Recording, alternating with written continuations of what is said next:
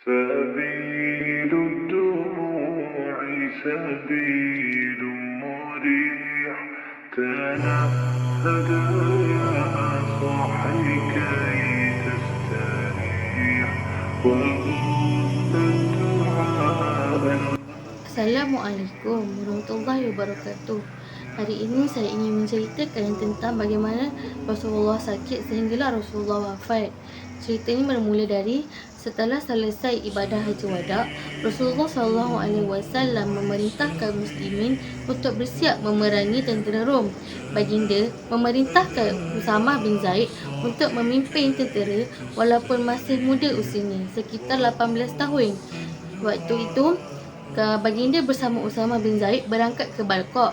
Baginda sudah mula jatuh sakit.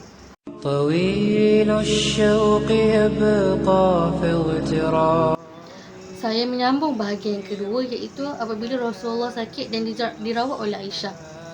Yang kedua, apabila baginda sudah mula jatuh sakit, beliau pulang dan Sayyidatina Aisyah menyambut kepulangan Rasulullah sambil berkata, "Aduh, sakitnya kepalaku."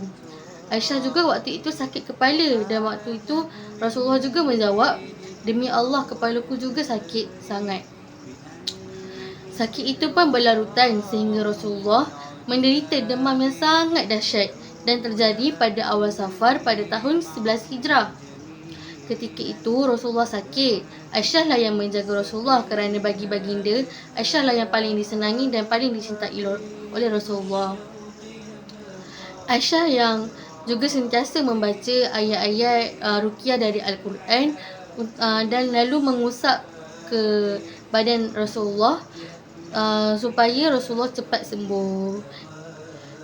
Dan doa Nabi Aisyah yang berbunyi, menurut hadis riwayat Bukhari dan Muslim dari Aisyah radhiyallahu anha, doa ini dibaca Rasulullah SAW untuk keluarganya yang berbunyi, Allahumma rabban nasi adhibil ba'sa ishfi anta syafi la syafiya illa anta syifa'an la yughadiru saqaman, yang bermaksud, hilangkanlah penyakit ini wahai Tuhan manusia, sembuhkanlah dan engkau adalah penyembuh, tidak ada kesembuhan kecuali kesembuhanmu, kesembuhan yang tidak meninggalkan sebarang penyakit. Hadis riwayat Muslim.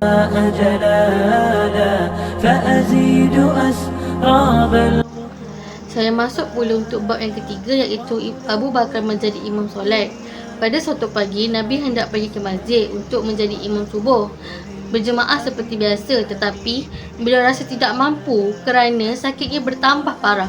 Oleh sebab itu, beliau memerintahkan keluarganya untuk memberitahu Abu Bakar supaya menjadi imam masjid pada pagi itu. Namun, Aisyah, isteri baginda, tidak setuju dengan perintah tersebut kerana Abu Bakar seorang yang hatinya lembut dan banyak menangis ketika membaca Al-Quran. Maka Nabi menjawab, "Perintahkanlah Abu Bakar solat bersama orang ramai." Akan tetapi, Aisyah tetap berkata perkara yang sama. Aisyah tetap berkata Abu Bakar adalah seorang hati yang lembut ketika membaca Al-Quran, dia menangis. Tetapi Nabi menjawab lagi, "Kamu ini seperti kawan-kawan Yusuf. Perintahkanlah saja Abu Bakar untuk menjadi imam kepada orang ramai." Namun Aisyah bukanlah menentang sekeras-kerasnya, tapi cuma tidak mahu Nabi terlalu memberi perhatian kepada Abu Bakar yang sentiasa ditunjuk oleh Nabi dan selalu menggantikan Nabi untuk menjadi imam. Aisyah juga bimbang jika tindakan Nabi ini tidak disukai oleh orang ramai. Walau bagaimanapun, Nabi tetap menyuruh Abu Bakar untuk menjadi imam subuh pada pagi itu.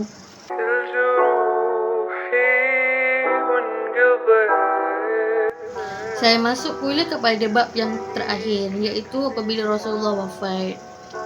Pada hari Isnin di antara subuh dan duha, Nabi berada di rumah Aisyah dan merasakan badan beliau teramat lemah dan berbaring di pangkuan Aisyah.